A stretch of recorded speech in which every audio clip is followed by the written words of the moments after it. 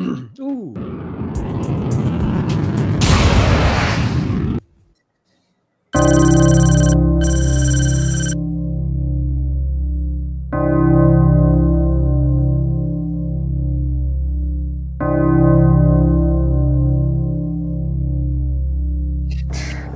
It galls me to say it.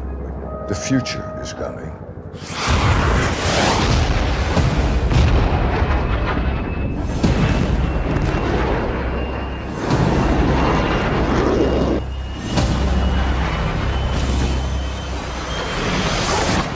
We better get our shit together. The Royal Air Force are coming. Now, I may be packing the kind of tackle that you'd normally expect to find swinging about between the hind legs of a Grand National winner. But I'm not totally stupid. I've got the kind of feeling you'd rather we hadn't come. Let's blame all the shit on drones. It worked at Gatwick. Well, there we are. We actually started with some form of an introduction video, which is extraordinary. Good afternoon, good morning, good evening, wherever you might be in the world. Well, how many days are we into Gatwick 2 now? Are we 2 weeks into Gatwick 2? Feels about 2 weeks, doesn't it? Yeah. Yeah, it is something like that, isn't it? And they've still not managed to catch the baddies. No. Well, it's a little bit tricky when you see a light in the sky and it's over 10 kilometres away. You know, it's a little bit tricky to catch it. You know, But it's there not was video. No, there was video. There Yeah, was video irrefutable of a big evidence, mate. triangle fly. Yeah, video Yeah. of a big Filmed on a triangle potato. flying in the Yes. sky. I'm calling it BS 101. How dare you? I actually thought about this as well. With there was a live stream and there's a bit of a thing, but again, it was still aviation colours. So I'm calling them BS Yeah. regardless. It annoys me. Because I did give the benefit of the doubt of thinking, well, wait a minute, you've got the blue UAS stuff, and I look at that, and there is some quite funky stuff in that where you put it up and people would be saying UAP, undoubtedly, and one of them does. There is one actually in a V shape. That's what do you call it? Tricopter stroke fixed wing, and it has lights on the wing, but it doesn't, that I can see, have one at the rear.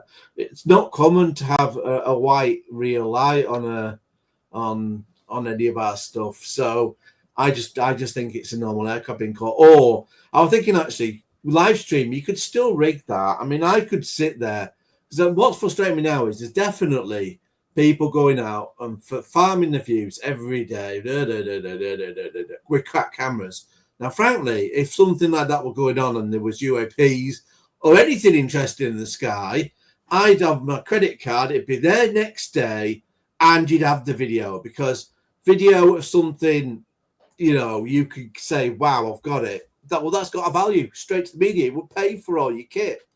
A day after day, we're getting crap video, zoomed in, made to just look like orbs again and again and again and again. And I just think these are people that are monetizing and just know that they'll just churn it out every day, and people will just keep lapping it up, and it's just getting tedious.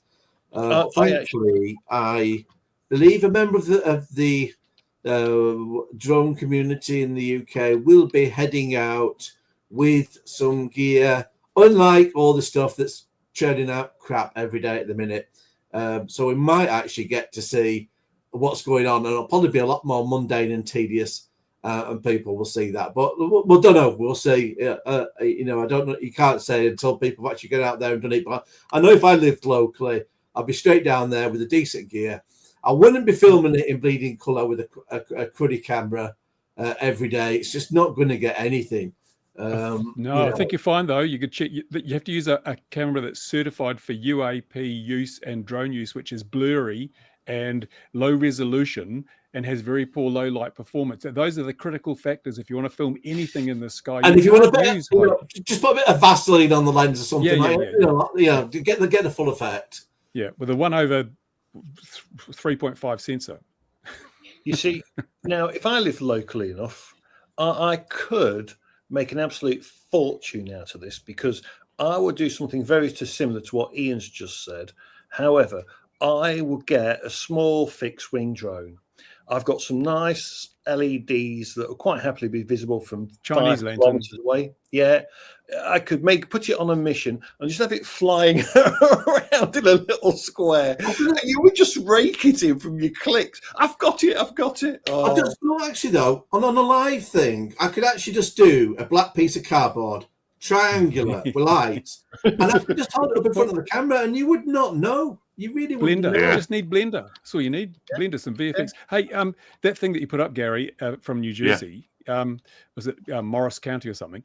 That just goes to show that remote ID is just a complete disaster. It's useless. It's absolutely worse than anything. And I'm wondering whether the UK government will use this situation with these air bases to say, oh, we need remote ID so that we can. But it doesn't work. They're proving in America that bad actors aren't going to use it. So what's the point? Or simply that there's no remote ID because they're not drones. They're lights in the sky. And that's not a drone. It's interesting this time that actually we're getting on the verge of counter UAS gear is now going to be the target rather than drones, because the narrative that's gone out is that it's Russians using a drone. And so the Russians are the bad guys. The drone's the bad guy, which means the press are complaining about the counter UAS gear not being able to detect it and being useless. So one commentator that does stuff for the Daily Mail has basically said he thinks the whole thing should be scrapped and we start again. So there'll be people, and if that starts moving on to other journalists doing it, there'll be a lot of unhappy people in the counter UAS community, and they'll know what it's like to be a drone operator after that. You know, they'll be on the receiving end. But I don't think it's good either way. I think we should be dealing with facts and saying this just isn't good enough when you're relying on Karens with their mobile phones, getting footage of what are clearly air traffic, probably even MPAS, helicopters, you name it, it's on there. You've got strobe light, and I don't know how many times we have to say this. Drones do not have strobe lights are standard. There's only a few models, and they're the stuff that the police will be flying. We don't have aviation colours. You know, we don't have to know backwards and forwards on the drone because it's not really a concept, because it's a multi-rotor, it goes left, right, up, back, forward. It's not the same concept as with a, like a fixed wing design where you've got a definitive back and front. And people just don't understand those basic concepts. And that's why it was quite good, actually. And I probably should have queued it up here again, but although we don't need to go through it. I mean, people watching this show know it. But Guerrilla Drones was good enough to put a Mavic Mini up, and we filmed it at 50. Well, he filmed it at 50, 80, 120, and I just mixed a video together, just explaining what our aviation colours are, what a drone. And again, the big thing about a drone, if you're seeing a drone, you're hearing it, and there's none of them hearing it because it isn't a drone. And it's obviously it's distinctive to other aviation. I mean, one guy actually took his videos down, but I seen that straight away. I reposted and said, this isn't a drone, because all you have to do is listen to it, and you can hear the jet engine. And you're like, you just could be a jet powered drone. Yeah, it's just a normal jet at a distance. But yes, this is the idea as well. When I saw BBC that they sent out the United States Air Force, they sent out special investigators. They are going to be like face palming every time. It's like, oh no, not again and again. It's another aircraft and another aircraft and another aircraft. By the end of it, they'll be taking sick leave because they'll be giving that many blurry photos to look at that are completely useless. But that to me mirrors Gatwick in that we saw them just using the database and obviously trying to get Richard Ryan and anybody. It was just like, give us something. Somebody have some sort of proof. We've got to say there's a drone and it not being there, because there isn't one. And that smacks of what's going on here. Because if you had your own proof, you don't have to go down the road and ask Karen for her proof. You've already got it. So that concerns me. We also know that the Leonardo Falcon Shield, which seems to come under the term AUKUS now, that was deployed. I think they said they've deployed 3 or 4 bases, so it must be like 4 of them. They've got 7 in total at least. That's been out there. Now, if there was something there, that would have picked it up. And it doesn't even have to be say, for example, let's say for argument's sake, they put their kit out there to find a small UAS as we'd see it, that it would be able to detect. Let's say, for example, that wasn't what it was, and there was some super new Chinese or Russian Hypersonic. jet engine thing flying about. If a ground crew can see that, the head unit can be operated manually and still see it. So you would still have your video evidence with a thermal as well as electric optical, which would be no good at night anyway, but you'd have the thermal, which would be perfectly good. You would have your evidence, and you'd be able to say, look, there is something here, blah, blah, blah. And then it could be that that's happened, but I just don't think it has, because if that had happened, you don't need to be going to ask Karen for a blurry footage, because you've already got your 720p evidence. Yeah.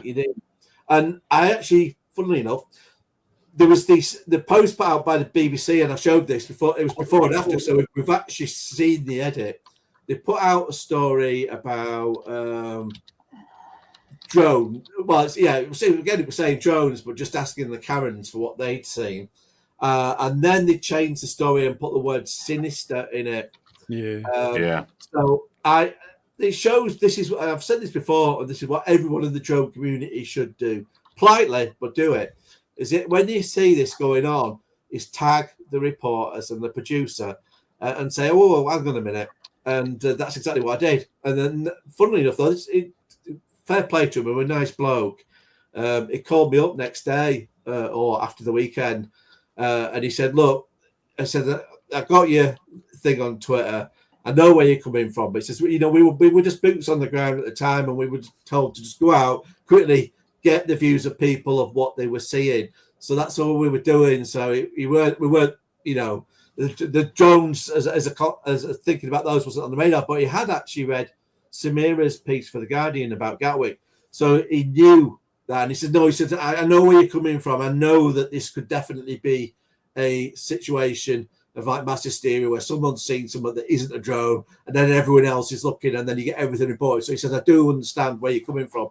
So he had asked his bosses if he could go and do a drone stroke counter drone piece. They won't let him yet. They said you just got to leave it, a little more time and see what pans out. But I'm hoping he gets that opportunity.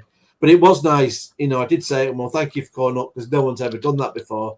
At least you've done that, and you've acknowledged where we're coming from as well. Did he explain sinister? I didn't push him on it, but you know what it'd have been. It would have been just to try and drive more traffic to the story. It's A/B testing, isn't it? Yeah, it's A/B testing. With the BBC, I don't think the BBC should ever be doing that. It doesn't need to do that. While it's getting money from the taxpayer to fund itself, you don't need to be generating the traffic in that manner. You can just be straight up about it. But hopefully he'll get the opportunity to do a story. I explained to him about the RAF's kit and what it does, and why journalists, you need to be asking to see the video. The Gatwick, they got away with it, and you hear if they can't produce the evidence, it's video, it didn't happen. Evidence.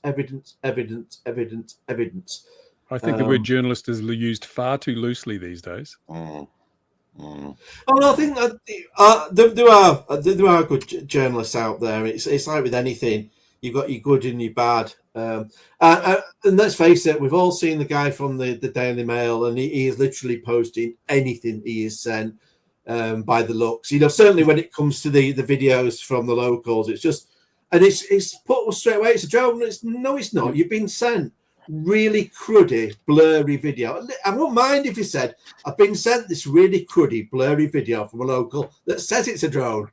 That's fair enough. But when you're doing it as a sentence where you're suggesting this is already established as almost as a fact, it's really rubbish. So I've seen.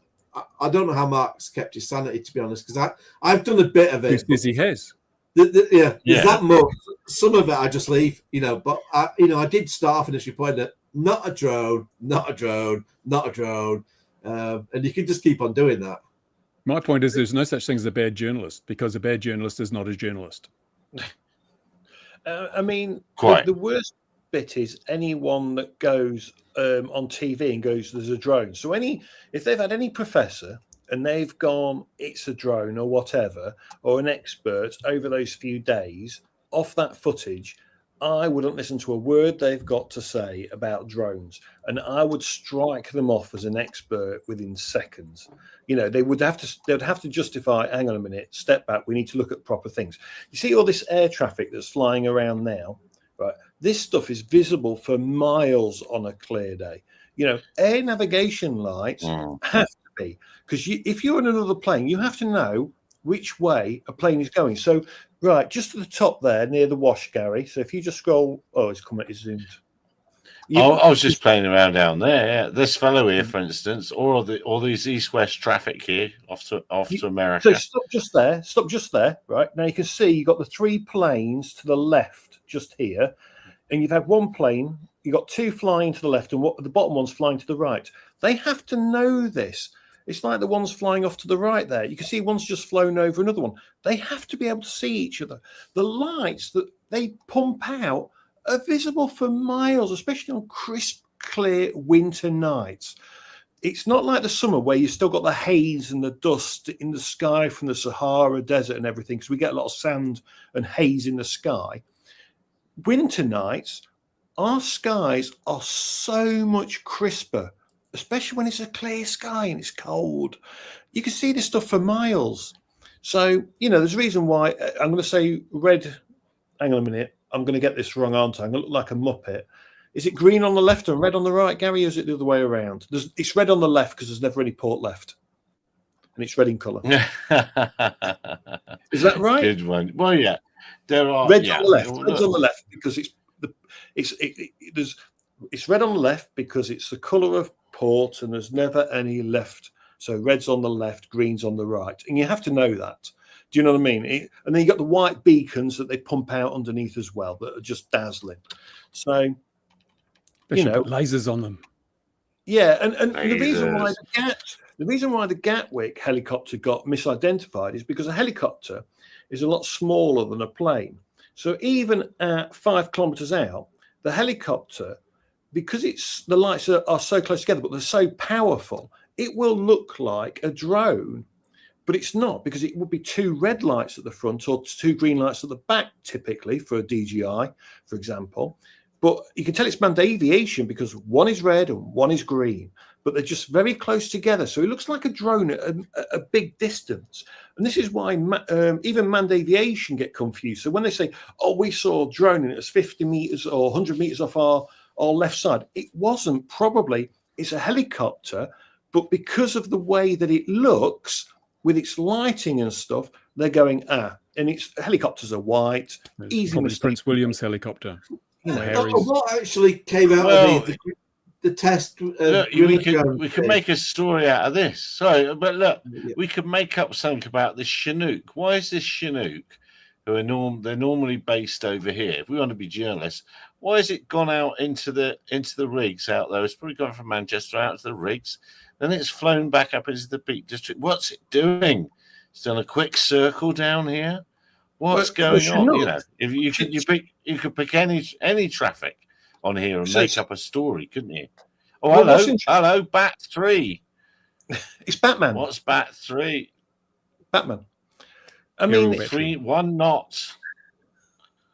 I mean, it is crazy. Is it someone messing about with a transponder?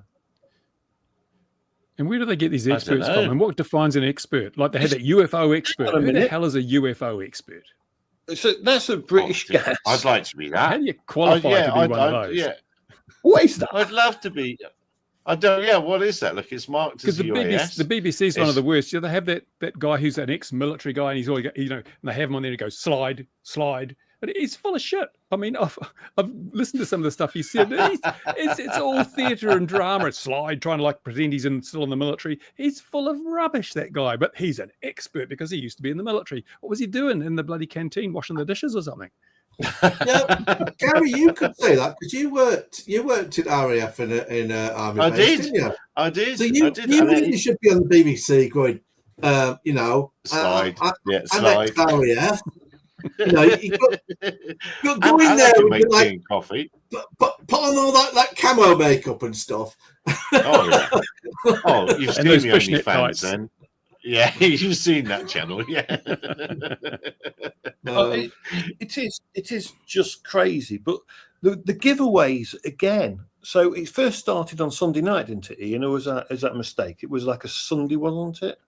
It's been going on. It's been going on for a while now, but it's probably 20th, it was I think, wasn't it? Start. it was before, you know, it was the days before last weekend, because it was. So the storm. I remember the weekend because I was doing that trailer with just one. It was storm. But it was a storm. We had a big Yeah. storm here. Yeah. You know, nothing would have been flying that was small anyway.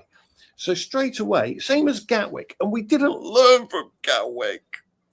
You know, the adults, right? Please, can someone teach the adults the adult way? You know what I mean? Because straight away, the first thing was it was just crazy. Yeah, there was actually National Police Air Service putting videos out showing how bad the weather was, that they were being thrown about in their own helicopter. And you're like, when that's happening, a drone isn't flying about, not without a very, you know, genuine risk that the thing's going to be coming down, especially if it's any days where it was raining, because, you know, you put that into the electrics and boom, it's gone. It's nuts. So it is that, like you say, Mark, it's got the same questions about it, and I just can't understand how in 2024, with all the quality camera gear is, how affordable it is. You could pick up a decent 25 times zoom, pan tilt zoom camera, you know, CCTV, and use that instead, as you know, and that, you know, be under 400 quid. Well, they're Potentially trying to push standards, a little bit more. But either way, this you could actually putting out half decent footage, and we're just not getting it. Well, the standards are coming for this now, and they're going to want standards in aircraft. And I see one of the things, and I come on to Simon's thing in a minute, and it's quite nicely links to that that airframe that's doing something in the British Gas, wherever that was. Oh, the Strange Nights at the Sky. Yes, Simon. Yeah, we do. Yeah, of course, people know that it's Starlink. What was I going to say? I forgot what I was going to say. I should imagine on this one, the RAF's pretty hacked off, because they would have gone in and they would have done exactly what they did at Gatwick and said, there's nothing there. And that's not much of a report for them to write, is it really? It's not all that exciting. It's not all that grand. If they really have deployed 4 or 5 of their units around and about that side of England, they'll know what's in the sky at those. Yeah, And what's out. 60, and it was about 10 that were there for Gatwick, so it suggests it's 10 or thereabout per deployment. So that kind of sorts you out for 4 or 5, doesn't it? And you love the response. Oh, your gear must not be working properly. Yeah, which is that's right. Yeah, exactly. Especially with that guy from the media, but kind of paint that as a picture. You have got the risk of then other journalists going in and saying, "Well, the kit's crap. What was the point?" You know, that kind of stuff. When actually, the chances are that it's fine. It's done what it should do, which is tell you there isn't anything there. Certainly not as a small UAS that, you know, arguably doesn't rule out other things, because it's not meant to detect other than its actual purpose, which is to get what you call a consumer or commercial drone. And if it's something outside those parameters, I mean, for example, with Russia, Russia has been known to troll before, but when it does, it's not necessarily going to put a drone up. It could ping out aeroscope packets, spoof them. Well, how many times have we said that? Similar exactly. thing. Yeah, just get on, just ring up the tower. Hello, we're flying a drone.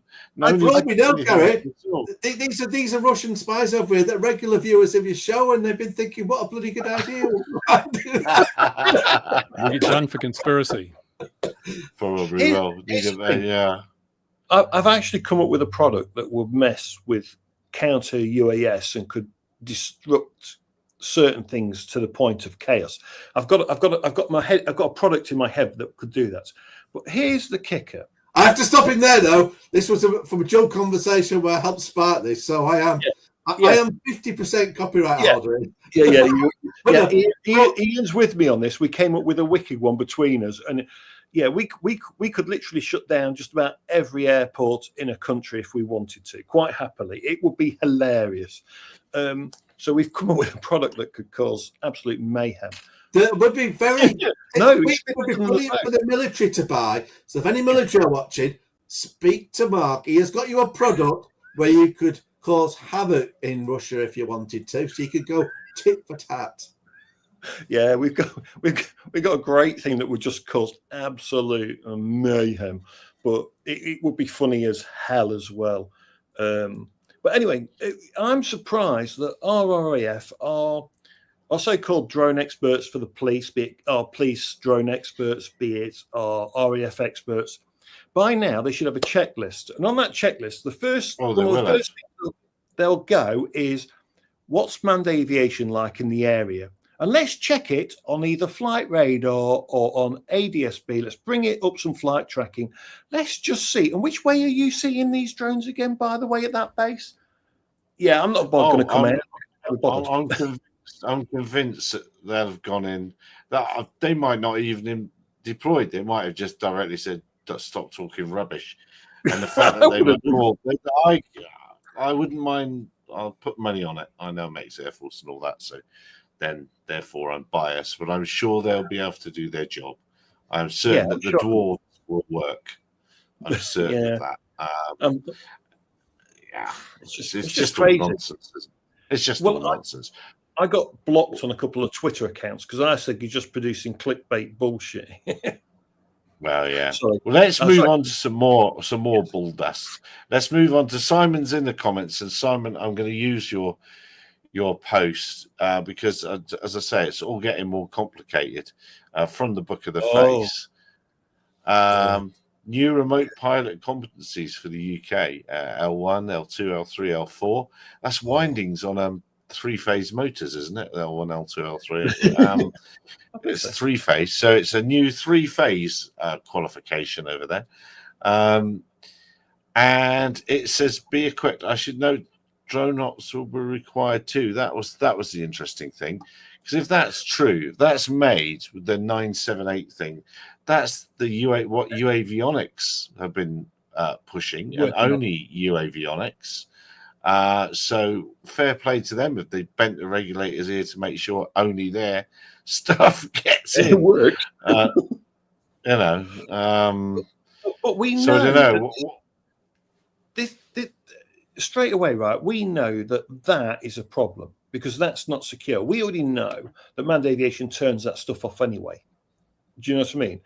Sure. You know, if certain planes, private planes or whatever, they have to change the law, in my opinion, so no one can turn that stuff off straight away. And they have to bring it into law that all manned aviation has to have this no matter what. You know what I mean?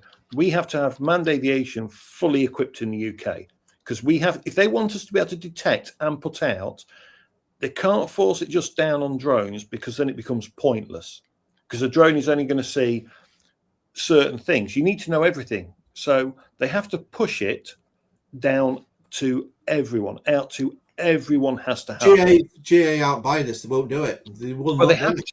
You see, and therefore, they have a little battle on their hands.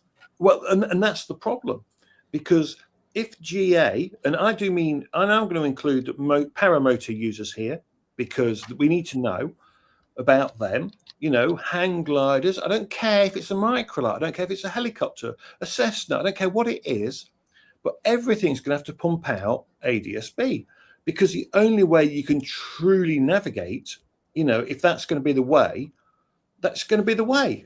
It's instrument flight, and I can see what's going on around me because, as Gary demonstrated earlier, you got all the plane tracking information. You can see where everything is, but it'd be a lot more. You can work out. You just got to keep a safe separational distance. But it is a little bit concerning about L1, 2, 3, and 4, if you like. Yeah, and it's absolutely pointless if they didn't include it in. We all know that drones can already do this. We already know that if you've got a cube you know, and you've got the ADSB receiver, you can it already takes avoiding action. So my Believer, which is a 2 meter span plane, it's actually rigged up that if anything comes within 300 meters of it, it will turn away. It will take its own action that I would have no say in. The aircraft would, you know, it would bank Is and that turn. enough distance? I mean, an aircraft at 120 knots covers 300 meters in a fairly short period of time. It has time to turn away. Well, it depends which way it's coming, I suppose. But yeah, you know, head on, it would be It's a problem. coming from away. I mean, it doesn't matter which way it's coming from away. but you know, Yes. you've got to set a distance. You know, what do you say? If it's a kilometre away, do you turn? What's the point? If it's a kilometre, it's at what point? How fast? You can't. You know, it's hard to program, kind of thing. But you could go if it's, you know, it was done. Then yeah. But you could make it algorithm so that it worked on the speed. If the approach speed was high, you have a greater radius. If the approach speed is low, you have so you've got time to avoid what's coming in. Yeah. Now this I agree. That's not a bad idea. Now this RPL 1234. Interesting. We were going to get GVC bolt-ons. Do we remember that? Remember being told this? We were going to get. So it looks like now, and this is what's going to be interesting. There could be a level 1, 2, 3, 4. I don't know if there's a time structure to this at the minute. But what's interesting is, can you imagine, you know, if you've got your GVC for 5 years, so I have to renew mine next year at some point. I'll have to renew. Just trying to think when it is. I've got to renew. So you know, if this comes out in 2 years' time, does my GVC instantly become RPL level 1? I don't know. You know, I don't know. I assume level 1 is the GVC as we have it now. Level 2, that's not too bad. A bit of, I don't like sim training. I'm not a believer in it. But BV lost a typical airspace. I don't. It's only because I'd like to know. Well, I'd like to know who's qualified to give this sim training. If it's all ex-military folks because they've flown the Reaper sim and stuff like that, they're going to cost a fortune. They're not going to be cheap to.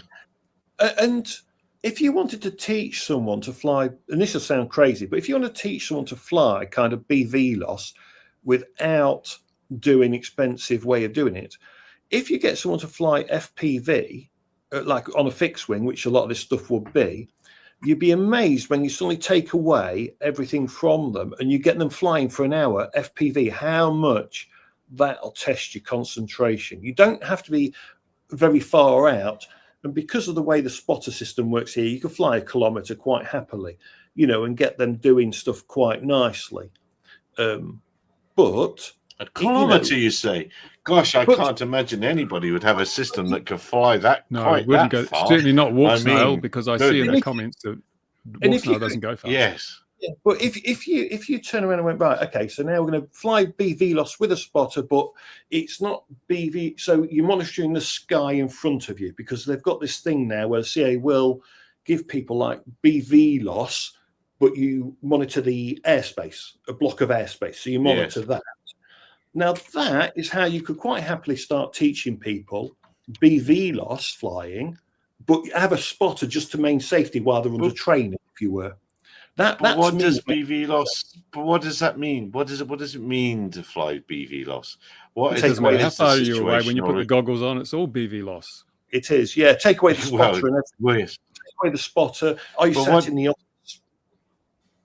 But isn't BV loss, if you're doing it in the real world, more about the paper trail compliance and checking with checking local airspace and stuff, but making sure all the ducks are counting corpses. It is what it's about. So I'm intrigued. I watched that with interest, and I also noticed today that the BMFA are saying stuff about. Don't want that one. They're saying stuff about Article 16. Article 16, yes. Make sure that you've followed the paperwork trail, and people aren't very happy with that. Elaborate on Article 16 for people who don't know. Well, Mark's the man. So what was interesting about Article 16 And I spotted this on YouTube a bit ago. One of the auditors, we all love the auditor channels. They're quite amusing. I'm not a big fan, but I did trawl through. I was reading the comments and it says, but I'm flying a Mini, so I don't need an operator ID. And they were quite clear they didn't need a flyer ID, but they were saying they didn't need an operator ID. But if it can record footage, and this is where a lot of people get confused with the Minis. If it's sub 250 grams and it can record data, you have to have an operator ID. But a lot of people miss that. They just see the sub 250 grams does not require operator ID. And therefore, the CA have gone, hang on a minute, it looks like we've had enough of this. So now they're just going to go, right, you've got to have an operator ID and you've got to have a flyer ID. The biggest change to this is not the operator ID, but the flyer ID as well. So that is going to be really, really interesting because that'll push their flyer ID numbers up a bit more, maybe. Maybe they need a few more numbers that they need. So, I wonder what Ian is mad and his mobile is trying desperately to get in to say to us. He's mad about, or he's just stuck, arrived he's with stuck in a whirlpool. Is that a drone flying circles near Lakenheath? Is that a live video feed from Lakenheath, somewhere near Lakenheath? Yeah, I reckon it's that's a what UFO. That is. No, it's a drone. Yeah, it is. You're right, definitely. Gary. It's a drone. Definitely. They do keep changing Article 16 subtly, time after time. You know, speaking of those audits, though, that guy Pure Audits, he's the best. Have you watched Pure Audits? No, absolutely brilliant. He acts like he's a real dummy and thick as two planks, and he keeps asking people if he can use their toilet and do they have a bicycle puncture repair kit because he's got a flat tire. It just cracks me up. But I mean, now what's interesting is though we had to have Article 16 because we followed the open category YASA rules, which changed everything massively, and therefore we had to have Article 16 for all the hobbyists. Sorry. I'll shut up and let Ian join. He's here now. Is he live? Are you live from Lakenheath? Did you look? There it is. It's behind him. Look, behind you. There it is. It's behind him. It's the abominable snowman hiding behind me somewhere. Sorry. Carry on. We thought you were here with live footage from Lakenheath. You could be just wobble a camera out a window, and any street light will do. Any street light. Well, I can show you posh Kettering if you want to see Kettering. Kettering. There's Kettering. There you go. See Kettering. Good on you. I go to all the nice places. Yeah, it's a good job you've joined me now because you were very brave posting something, and I'm going to go on to that topic right now. Now that you're here, you were very brave at posting in your comments about this chap, Donald Trump Jr., joining Unusual Machines. Now, I think this is going to be one of our biggest, well, certainly in America, one of the biggest disruptions in their industry ever. And potentially not good news for Unusual Machines, but will be in the short term, but I don't know about in the long term. So who wants to climb into this can of worms? Yeah, I've done a video on it. I have got to finish it off because I expect it'll appeal to more than just the hobby, because we've got an interesting setup here where we've got the world's one of the world's richest men and one of the world's most powerful men and their families now suddenly all having attachments to the drone industry they didn't have before. We've got Donald Trump, whose son, Donald Trump Jr., is now on Unusual Machines. We've got Elon Musk, whose brother Kimball has bought into the drone industry through the Intel acquisition. And then we've got Elon Musk coming out. Previously, he didn't have anything to do with drones, coming out saying we need to get rid of our fighter jets and use armed drones instead. So he's priming the whole market for growth in the drone industry, because if Elon says it's the future, it's got to be the future, very much into the future. And so I believe that there's a whole lot of back scratching going on here, and people should be asking questions, because this guy, Trump Jr., he's a consultant to this. What the hell does he know about drones? I've never heard of any involvement from him in the drone industry. Consultant and second largest shareholder now, Bruce, as well. Yeah. because Yeah. he's gone from being a nothing to the second largest. This is interesting because I put a video out about 4, 5, 6 months now, which I got a lot of flack for, and I actually put up an apology out for one element of that video afterwards, because I highlighted the members of that team in that video, which I somewhat didn't need to do. I could have kept it about Rotor Riot, Fat Shark, and Unusual Machines rather than the names of the people involved. However, the fact remains that in about a week, this little band of people, who I have personally nothing against, have gone from being a fairly minor thing in the overall drone scene. You know, if we think about in their world, but in a week to potentially, and I said this to you, didn't I, Gar, that they now have probably more potential control over the future of the drone industry in the USA than anyone before them, period. Because now there is a direct line to the White House. There is now a direct, straight to the decision making.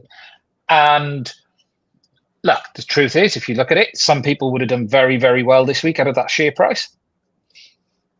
More than anything, that might be the only big thing that comes out of this, that a lot of people have made a lot of money. And I congrats to all of the people who had shares in, who have benefited.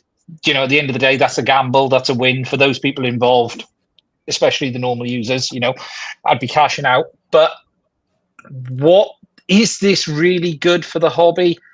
I think it's disastrous, frankly. But that started when they started posting videos of FPV drones with bombs strapped to the bottom. And that was what my problem was 6 months ago. As a business, I don't have any issues with a drone business working for hobby and military. Look, at the end of the day, there are many businesses that do that. Orca do that. There are lots of people. What I fundamentally don't like is a business that says they are for the hobby user, you know, promoting drones to new people entering it, such as Rotor Riot, but then their parent company literally posting videos with bombs strapped to the bottom of a drone. And it's just distasteful. And my whole argument is it might be okay in most people's eyes, but I just don't think a hobby business that promotes bringing new and young people in shouldn't be the one that's also promoting making a weapon that will also go and kill young people. And that's the bit I don't like about it. Well, and It's let's be honest. It's interesting to note also that Musk's involvement is very, very interesting, because Elon Musk, he's a very rich man, but he's made a snotload of money from the US taxpayer. For example, the Starship thing. The US government so far has given him $3 billion to develop Starship on the promise he made that they'd be landing 2 men on the moon, on Mars by 2024, and 2 other unmanned ships, right? So he's got $3 billion and he hasn't met any of the timelines that he's offered that. Also, even Tesla was able to make a profit and sell a lot of cars because every Tesla sold got a $6,000 or $7,000 tax credit that was used to offset the cost. So he is now positioning himself to be part of the drone industry. He's got connections to Trump. Trump's got his boy in the drone industry. Elon's got his brother in the drone industry. Elon probably sees the opportunity to get a lot of government funding to subsidize some kind of drone operation that he will be involved in with Kimball, and it's just, again, taking money from taxpayers' pockets, putting it in Elon's pocket. I would I have a slightly different view on this, Bruce, because Boeing has taken more money out of the US tax dollar than anyone else, especially for space stuff.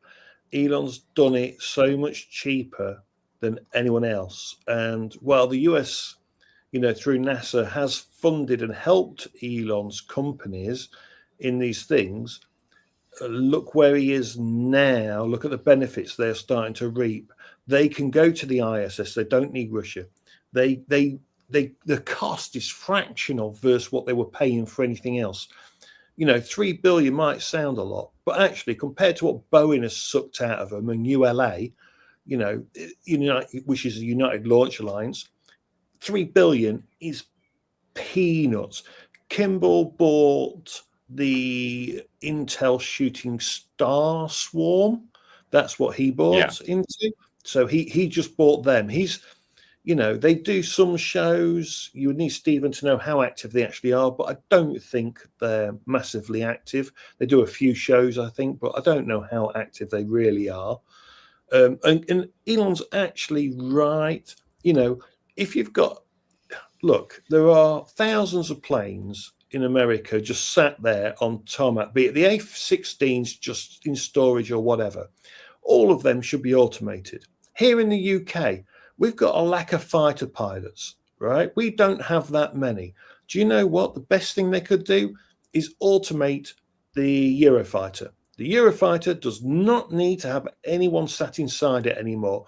We should convert the bloody lot to non-human, as in you should be able to sit in an office block somewhere, no one will know where it is, but Wow. you go in, sit there for the day, and you fly that aircraft out on patrol. You do not need to be sat in a Eurofighter anymore, technically. That day has gone. We do it because humans, they want them there in the link. Well, they want them in the direct kill chain, so that it's a bit more nuanced, and it's a bit more nuanced than. But there's loyal wingmen and stuff like that. That's coming, teaming with aircraft that come. But to swing this back to unusual machines, let's look at this cutting edge flight controller that they've developed. That's at the forefront of the RPAS world. I mean, and we all know that chip there is flipping Chinese. The OSD chip. They've been able to get away with that, Gav, because there's no storage on board. This gets around the rules, as I understand it. Because, yes, Bruce. Well done, Bruce. Thank you for the correction. We do not believe that there is storage on board. What really worries me about all of this is there is an obsession that the West needs its own component base for drones. Okay, so all of this is driven by the fact that pretty much everything is made in China. So there's a security risk that we say we don't have our own manufacturing base for this stuff. But nothing here is difficult. So if you take that board, the PCB can be done in America. The only thing that can't is, as Bruce and Gary, you just highlighted, is some of those chipsets, the OSD, the other stuff. But that isn't because they can't do it. It's just because there's no real market for it in the US. We talk about motors. There's no real Western motor manufacturer, at least major one now. But none of this is, you're not going to save the country by having motors made in the US. You're not going to save the drone industry by having motors made in the US. It changes nothing. The real key here is software. The key that we need to worry about is, do we have control over the software? And we have more open source stacks in this industry than anything. We have open source ESCs, flight controllers, open flight RC control links. The whole industry is built off open source. Yet there's this obsession that we need homegrown hardware. Yet the market really isn't there for it. The truth is, if a manufacturer from the US tomorrow started making motors equivalent to what you would buy from, say, T-Motor, iFlight, and it was 50% more, what do we think people are going to buy? Well, because they're not going to buy it. Well, they've got the tariffs though. That'll make the price equal. When they put the tariffs on. So I buy hundreds of motors at a time. We literally buy hundreds of motors and I can't get them in the UK. And you just can't buy them. They don't exist. A manufacturer here, if someone said to me, "Oh, you got to buy everything from the UK," I'd probably fall about laughing. I'd be going, "Go on then, where do I get it from?" Because you cannot buy in the numbers that you would need. We have our circuit board, which is made, we actually have a local company that does pick and place. So we kind of said, this is what we want on the board. This is the rough design, components and everything. And the machine does the pick and place. We use the F9P, that comes from the EU. But a lot of the stuff will come from China because there's no alternative. The only major change for us over the next few months is we are having our own flight controller embedded on the board. That's the big change for us. It's literally, a board embedded H743, you know, and it'll be RG capable, which is what we need, or beta flight, which is what we also use, just so we've got everything that we can do on the board. But you just can't buy here in the numbers. No, and we're not even short of Western manufacturers. You know, Q Pilot, you've got off the top of my head, we've got Q Pilot, we've got MRO, I think, is US. Yeah, you've got it is. Brain FPV is US. There are lots of people doing this. There's loads coming out of the EU right now. You know, I've been doing some reviews on some flight controllers, Kiss Ultra, the Voltara ESC, there's FetTech. There's lots of EU, US product if you want it. The real key here is, yes, there isn't really motors.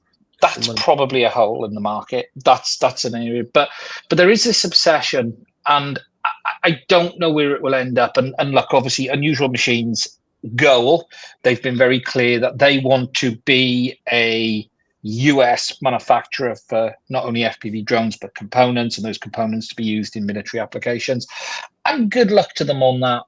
But I do not like for 1 minute how now close they are to the US government, but also the fact that they still, on part of their business, protest to be Rotor Riot, which is, you know, a platform for good and a hobby. And I don't even really care about the hobby, but you know, if you're going to make content about, you know, introducing people into it, it just gets really murky, and that's it. But it is what it is. We'll have to watch it.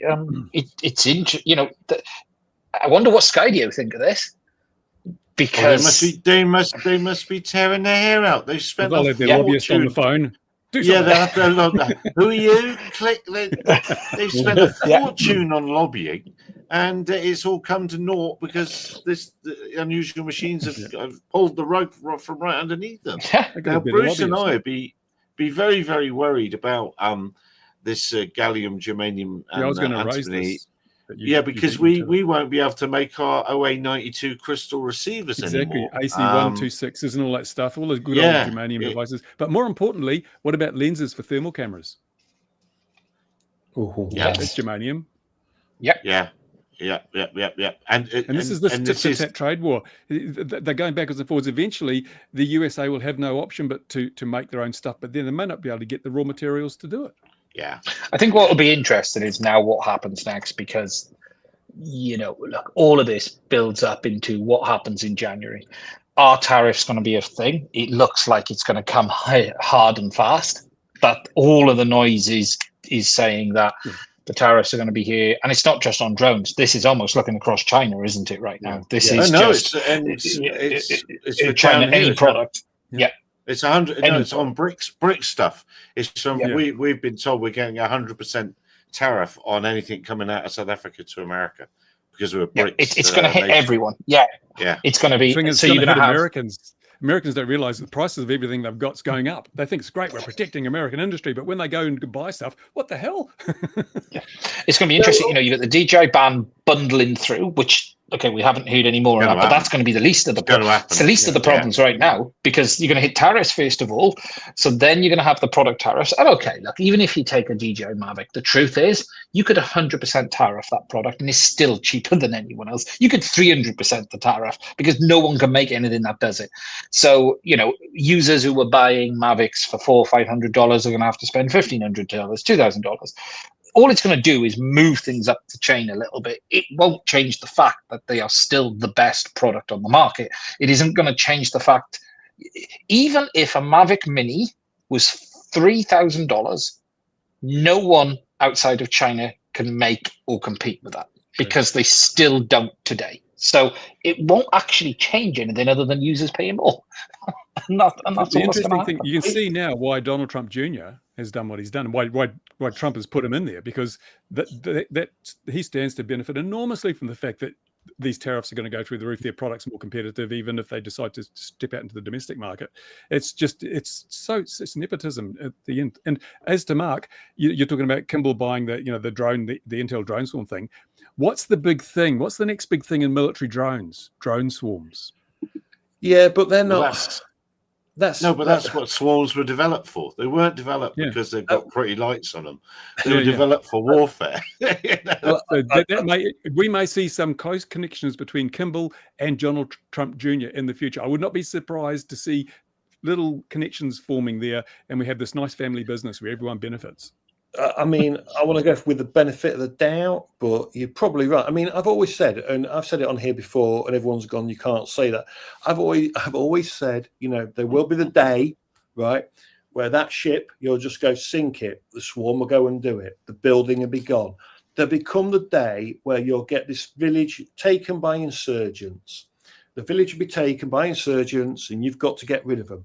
All you're going to do is send a load of AI drones in, and it says anyone holding a gun dies. All that happens for your army is you go in with the body bags afterwards to stop the Steady disease on, from old boy. spreading. That Steady on, old boy. warfare. You send in the robo dogs. I'm Brendan will send in his dogs telling to you, collect the corpses. right? That is the way to do it. If it was me right now, right, this will sound horrific and this is going to sound horrible, and I understand I'm a horrible person and I shouldn't say this, but you're going to launch 1,000 drones But he is. a certain warfare area. You're just going to tell the drones to go and hunt, and it won't matter if it's the shape of a tank, a vehicle, a human. They'll just go for the targets because they will be And that good. that's- They'll just go. And that's why we've got Ian live in Kettering this evening, because if they're going to particularly find any small town in England, Kettering is a good start. If we're going to trial this, live I'm here. Kettering. Live on Kettering. I'm here for the end of the world. Yes, that's right. Or Kettering. It will be interesting to see if this UM thing becomes a pump and dump, though. Yeah. Is it? I guess in some ways I hope it does. And I don't mean that for the people who lose, but the truth is if it's a pump and dump, at least they're not going to destroy the industry. There's that side of it. Well, I guess it was a lot of champagne and they won't destroy the industry. The rest of Europe is going, well, the rest of the world's going, whoa, thanks very much. Yeah. Thanks for the opportunity. You know, I guess it was champagne and Lambos all round on Friday when that share price, because it was a 900% increase. Yeah. And what I would love to see was who got to see that, who bought shares before, the day before, in the week or so leading up. She will have done it. Be insider trading by Martha Stewart. It's be interesting to know.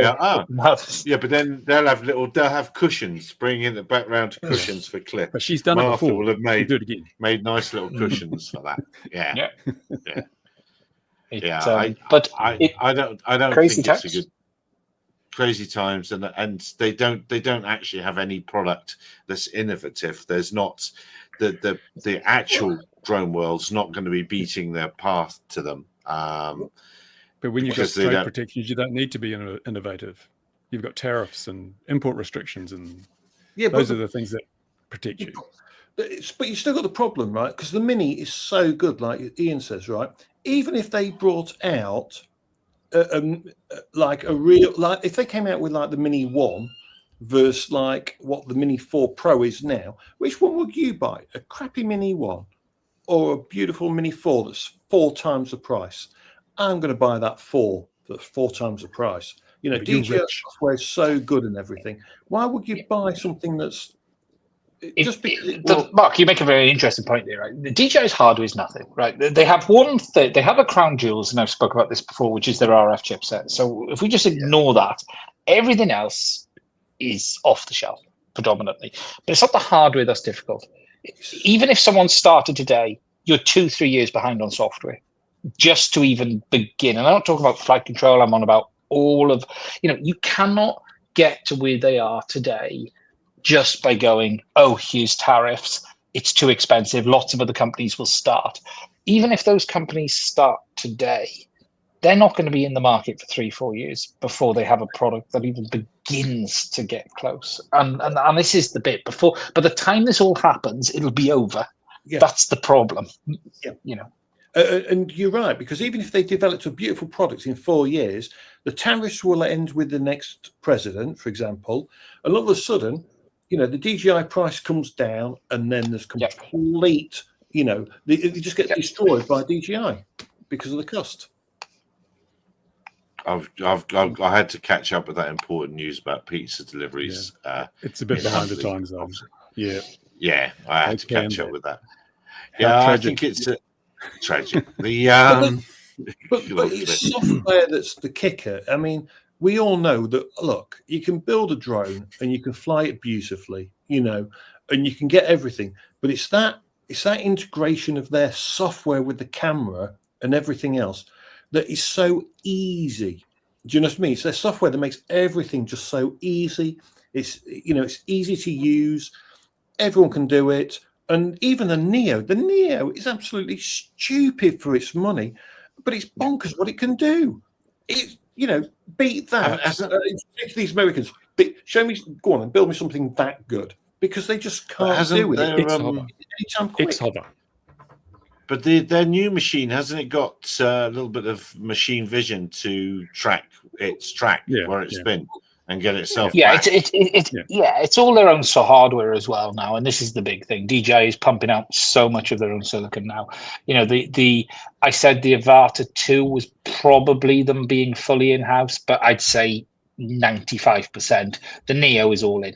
They've even done Neo's just a spin-off from one of those slaughter bots. It tracks. Yes. This is just it will be with the domestic market. But look, DJI. Look, at the end of the day, I think DJI will survive. They're doing a lot more ground-based products. They're doing a lot more. What will be interesting to see is if the bans do come, how they will spread. Whether it will continue only on drones, or will it spread into, like, you got the Amflow bike, which is wireless now. Anything that has FCC requires FCC approval. Is it? I read that ban. In theory, but yeah. What about that new drone that flippers it? What the hell's that all about? Yeah, I have no idea. I saw that this week, and sense I can't get my head around it. That's the LiDAR, one I. Why would you need a LiDAR on something like that? I mean, I guess there must be a market for it. The people think it's to compete with the Hover XE, Bruce, you know, the fold-in thing. Yeah. And I've not tried any of them, but it's a very weird design. It's got LiDAR on the front like the Mavic, because the Mavic A3S has the same LiDAR on the front, so they use it in that. It's class 1 laser, but it's a TOF sensor. It's still a TOF sensor, but because of the wavelength, it has to be classed as class 1. But yeah, it's a weird. It's actually a product where you sort of go, I don't get this. But they do have a few products like that tend to serve the China market, and I wonder if this is one of them. It'll be available globally. It's like those handheld phone gimbals. You know, you'd never really see them in the UK. Someone told me the numbers that they sell of them in China. Had one. And they're insane. You know, those things are so popular over in the Far East. But they still sell them globally. So, I mean, look at the DJI cart. To me, right, drones. We all know drones take photo. Its camera's better. This, that, and the other. The only drone that's impressed me that's come out of DJI recently was the Fly Cart. Right, that is truly a monster and good value for money. You know, and that thing is going to sell over Asia like Wano. You know, it'll struggle here. It'll struggle in America, you know, because of our regulators. It'll struggle in Europe because of the regulators. But you know what?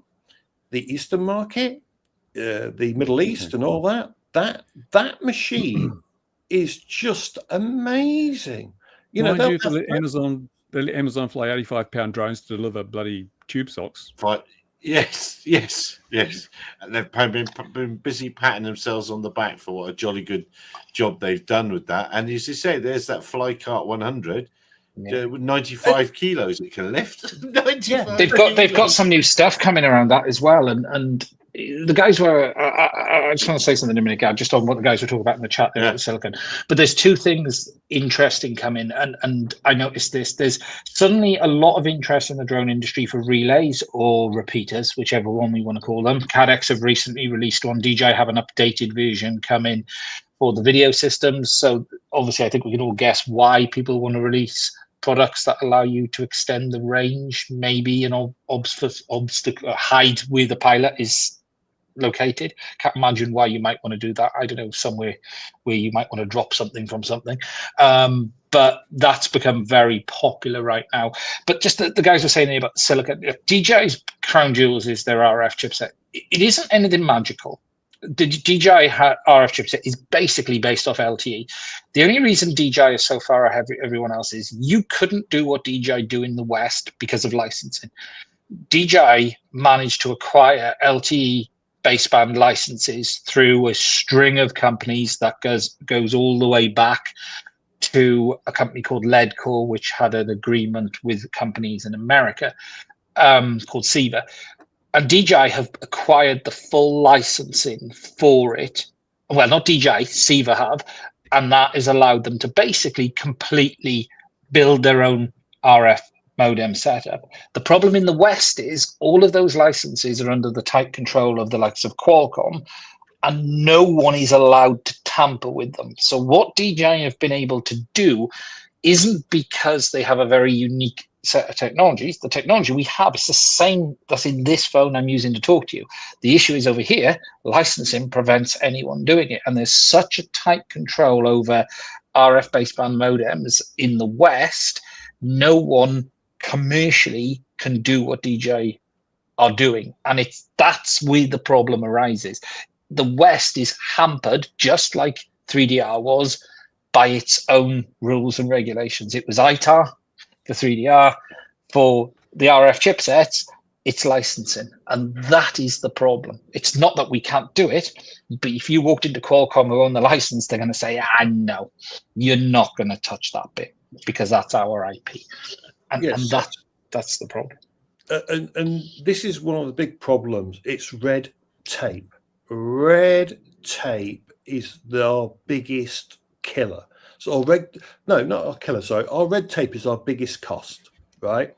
So, if you wanted to buy a drone today and you wanted to do, I don't know, BV loss, or you wanted to do anything out of the normal scope for flying a drone, you want to fly a slightly heavier drone, you want to spray crops, you want to do a light show, you want to do any of those things with a drone, and it doesn't matter if it's in this country or Europe, you can sit and wait 6 months for your permission to even be looked at and finalized and stamped, and that's quick. And that is across the whole of Europe. If it's in China or somewhere, it'd be a lot quicker, or Asia. Well, quicker. There are now in this area. I live in rural South Africa, about 100 k's from a big city. There are 3 Agris operators in a little village. There are 3. Every time I go to school, the branded vehicles are there, and they're operating completely outside of the South African law and just cracking on with it. But there are 3 Agris operators just in this village. There's some down the road in Maritzburg. There's some in the Berg further up. There's loads of them around here. They've been adopted so fast and furious. It's unbelievable. So there's huge market for big RPAs out there in the world. I was thinking, we in the UK, we've got that St. Thomas run at the minute, haven't we, between the 2 hospitals? Oh, yeah. Which is peanut. Which is right. If I was doing that hop, I'd be using a fly cart. I'd be using a DJI fly cart. I'd be using a push bike. You probably never get permission. But if you're going to use, the drone, I would actually be using the fly cart because it can carry the weight and everything, and it's easy to use. That's the one I will. Yeah, but it's not made of foam. It's too dangerous. It falls on people's heads, they die. That's why they're using wings. They're using wings, little foamy drones.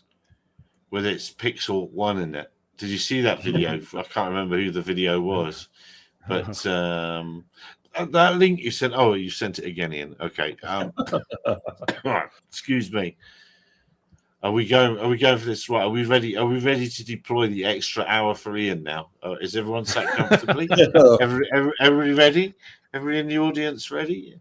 Hang on, just right. Here we go then. Yeah, that's right. Yeah. Absolutely. Right. Then. Are we ready? Well, before we do that, can we have Ian change his name to Once Upon a Time, please? Yeah, Once Upon a Time. Absolutely. So, do you want to talk us through this one, Ian? Yes, this will be interesting for if there's anyone.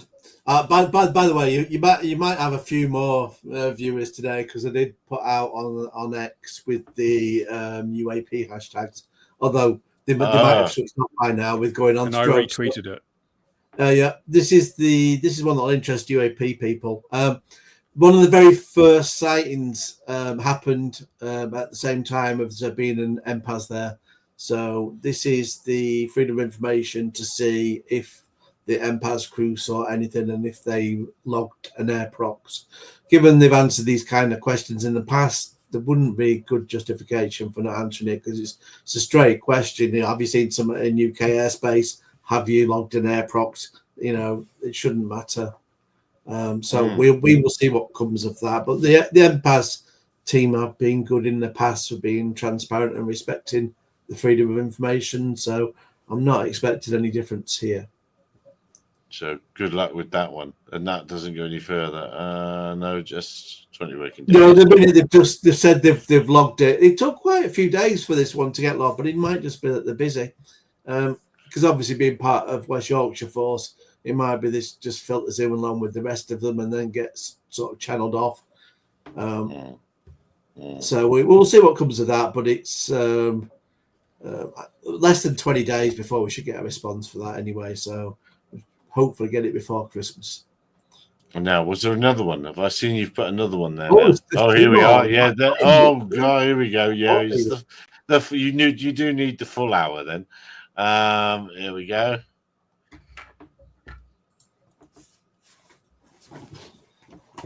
So is that one showing now? I can't tell. Yeah. So this one's interesting. I started off actually because each force that was, well, with Operation Treeboard, they asked for mutual aid from a number of partnering forces nearby. So the Met was one of them. This took a right battle, so you'd have to go right down to end, and they finally had to go through an internal review. But the very interesting thing is they've told me the nature of the officers deployed, and when you see one of them, it will make for a potentially amusing twist in the whole. How far are we going for the amusing right twist? to the very end, very last one. I think I might say thank you at the end, so just be up for me. Thank you. So ignore that. That'll be a. We've probably just got you. Thank you. That's the last. So that's me saying thank you, I think. Yeah. So it's the one above this. And there'll be an attachment, a doc or a PDF. There you go. You have to download that. It says it's a Word document. So click download and open. We're doing it. Not sure. Actually, we might have to view as HTML. I don't know if we can actually. You can. I don't think it'll do view HTML on a doc. It will do it on a PDF, so it comes blank. No, they are. Okay, it must have been bugged for me when I tried to have a look. So keep on scrolling and see what you spot.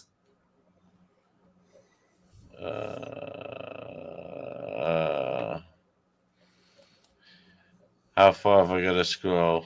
You'll see a list of officers. Oh, here we are. Here we go. Drone remote pilot. Pilot, yes. So it could be that not only will Sussex Police flying drones around, but we'll potentially have a Met officer flying a drone around as well. So I've got a freedom of information and asking, was he just sent there as a pair of eyes, or was he sent there with his copter and flying it around? So that'll be interesting. Or were the general patrol dogs flying the RPAS? That's what I'd like to know. Those dogs were there because Liz Truss thought they would scare the drones away, obviously. That's interesting. It'd be interesting to find out who that was, wouldn't it? That would be interesting. Indeed.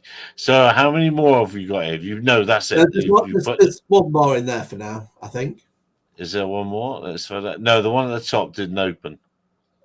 Let me have a look. Lessons learned. No, couldn't find it. They couldn't find the one at the first one. Let me check. I might have it set to private because it would be something saucy. Let's see. Oh, well, an Irish drone op was sent to Gatwick for the police. There you are, says Simon. That's interesting. So I'll leave you to contact Simon about that. Drone girl. Yeah. Exactly. So if you click that link again now, put it to publish, you better see it. Okay, refreshing it. Okay. Lessons learned document. Yes. This has come out because of this is disgraceful, actually. This has only come out because of the tribunal action. And I'd specifically asked on freedom of information, which suggests to me there could be a Section 77 breach of concealment here, because I've straight up asked, "What do you have a lessons learned document?" And they blagged me. They didn't. But anyway, it's come out in the wash that the DFT have, and this came actually back a day after the last show, so we didn't see this last week. They have a SharePoint system, and there's a lessons learned document on this. So if you scroll down, it will tell you that actually does exist, despite the fact I'm now 5 years into the freedom of information, and they've only now told me. So it'll probably be this one.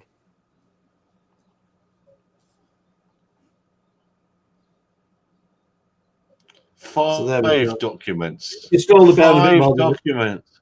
There's a few. I wonder what I think I did find out what that acronym meant, the XWH. But yeah, there's a few versions of it. The file size actually is pretty small, so probably doesn't have any. Just as we screwed up, we shouldn't have done that. That's all it says. So I have requested those documents to see them. This should be again. quite interesting, because this really is you kind of wrap up to Gatwick and what they thought at the time. So I'm kind of looking forward to seeing those, and hopefully not having to have a fight as it's taken with all the other documents today. Wow. I want to see what version 1 and version 3 compare to each other. Yeah, being just because I think the file size has gone down, so it suggests that stuff's been deleted rather than added, which is interesting. Oh, you and your suspicious mind. How very dare you suggest such a thing? How very dare you? Look, on that note, we've gone an hour and 16 over and covered a lot of topics. And the observant among you will notice that the Windracers people didn't turn up again. So hopefully they'll come next time. But there's one thing we must cover before we go. Oh, and all right. Then. Quick round the table. New Jag, yay or nay? Yay. Yay, it looks pretty smart. It looks different. Nay. I don't want it in They pink. I don't want No, it I mean, show me in a matte black or something, but I don't know. It's still quite. To be honest, though, that isn't really the Jag, isn't it? It's concept vehicles, so these are always made to be a bit daft, aren't they? Yeah. Cybertruck rip-off. Yeah, and then the real thing comes out, which actually is quite a bit Jesus, different. So we'll see. Cybertruck rip-off, isn't it? Let's be honest. Cybertruck rip-off. It's Barbie's Cybertruck. Well, but it got them in the news, didn't it? Because they've been kind of irrelevant, really. What is it And that Oscar Wilde lifted said? There's one thing worse than being talked about, and that's not being talked about. Yeah. So it got them there. So it's worked in that regard. And they're going to turn. They've said they're turning away from producing cars, really, and they're going into bits and things, aren't they? So great logo for that. Was it? They've not made a car now for quite a while, have they? They're going to launch. Just had to buy 2,500 Jags back because they couldn't fix them. Yeah. What The version of electric ones Beta with Flight the does it battery run? You'll be able to run. You'll be able to load Beta Flights on Cube's emission planner shortly. So that's coming soon, Cliff. Should you have that and getting ready for the Cube node and things like that. But on that note, dear viewer, wherever you are in the world, look after yourself. So we'll see you again. We'll see who's bought into the drone industry this time next week, Father Christmas and all that. Look after yourselves. We'll see you next week. 2100 Gin and Tonic. Cheers for now. Oh, it says setting out.